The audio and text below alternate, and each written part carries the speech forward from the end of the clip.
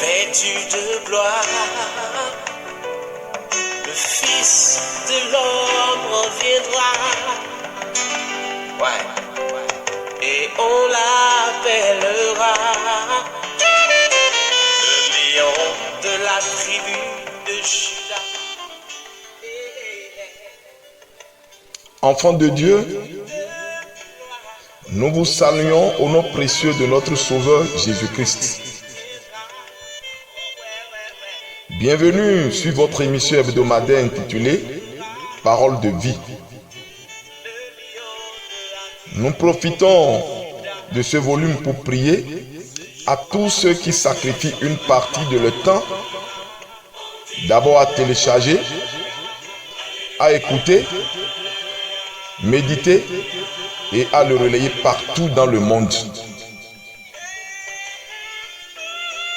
Puisse Dieu vous bénir abondamment et que vos attentes soient comblées au nom du Rédempteur Jésus-Christ. La parole de Dieu stipule dans le livre de Job, Job 41, verset 2. De qui suis-je débiteur? Je le payerai. Sous le ciel, tout m'appartient. Cela voudra dire que tout ce que vous faites, d'une manière ou d'une autre, ne restera point sans être payé. Aussi, dans la lettre de l'apôtre Paul aux Hébreux, en son chapitre 6, le 10e verset, il est écrit, je lis, « Car Dieu n'est pas injuste pour oublier votre travail et l'amour que vous avez montré pour son nom, ayant rendu et rendant encore des services aux saints. » Amen. Avant d'aborder le thème de cette semaine, il faudrait qu'on sache que la parole de Dieu, c'est le oui et amen. Car Jean 1:1, au commencement était la parole. La parole était Dieu, Dieu était cette parole. Ça veut dire qu'on ne se moque pas de Dieu. Qui se moque de Dieu, se moque de la parole de Dieu.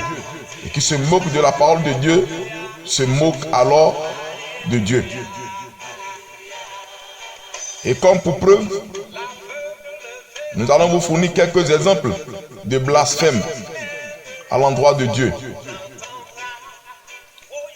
Un ancien président du Brésil, nommé Tancredo Neves, pendant sa campagne présidentielle, il dit que si j'obtiens 500 000 voix, que même Dieu ne pourrait lui retirer de la présidence. Voilà ce qu'il dit.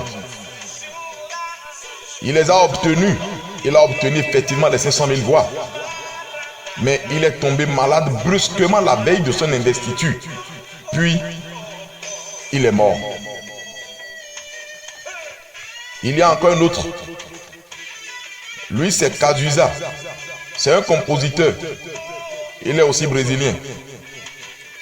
Lors d'une émission à Cadicio, c'est-à-dire en Rio de Janeiro, il fumait sa cigarette.